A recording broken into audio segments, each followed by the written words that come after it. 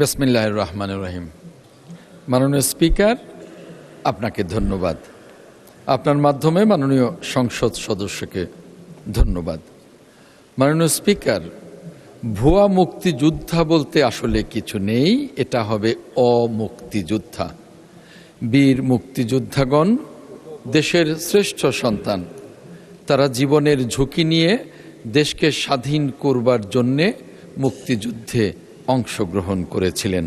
কিন্তু কিছু সুযোগ সন্ধানী ব্যক্তি রাষ্ট্রের কিছু অসাধু ব্যক্তির সহায়তায় করোনা বা যে কোনো ভাইরাসের এগেইনস্টে ফাইট মানি ব্যাকট্রলের লেফট রাইট মুক্তিযোদ্ধা না হয়েও নিজেদেরকে মুক্তিযোদ্ধার তালিকায় অন্তর্ভুক্ত করে রাষ্ট্রের সুযোগ সুবিধা গ্রহণ করছে। বিশেষ করে গত ফ্যাসিস্ট আমলে এই ঘটনাটি ব্যাপকভাবে ঘটেছে। এ সকল মুক্তিযোদ্ধাকে যাচাই বাছাইয়ের মাধ্যমে অমুক্তিযোদ্ধাকে যাচাই বাছাইয়ের মাধ্যমে মুক্তিযোদ্ধার তালিকা হতে বাদ দেওয়ার বিষয়ে মন্ত্রণালয় কাজ করছে। মাননীয় স্পিকার, আপনার মাধ্যমে মহান সংসদকে জানাতে চাই, অভিযোগ প্রাপ্তি সাপেক্ষে তদন্ত শুনানি করা জাতীয় মুক্তিযোদ্ধা কাউন্সিলের একটি নিয়মিত কাজ এবং এটি একটি চলমান প্রক্রিয়া।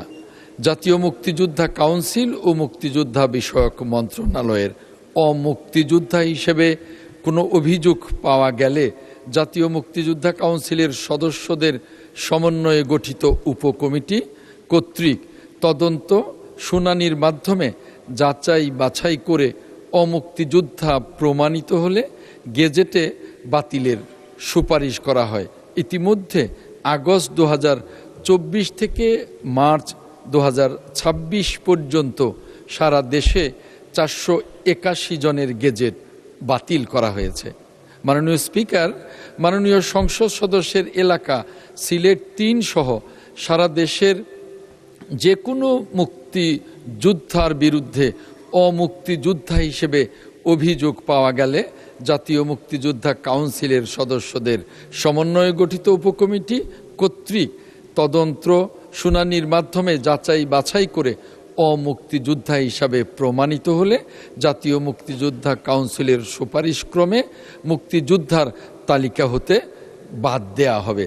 মাননীয় স্পিকার, মাননীয় সংসদ সদস্য যারা প্রবাসে রয়েছেন তাদের বিষয়ে বলেছেন, এদের প্রবাসে যারা অদ্যাবধি ডিজিটাল সনদ ও স্মার্ট আইডি পাননি, তাদের আবেদন প্রাপ্তি সাপেক্ষে ডিজিটাল সনদ ও জীবিতদের স্মার্ট কার্ড আইডি প্রদান করা হবে।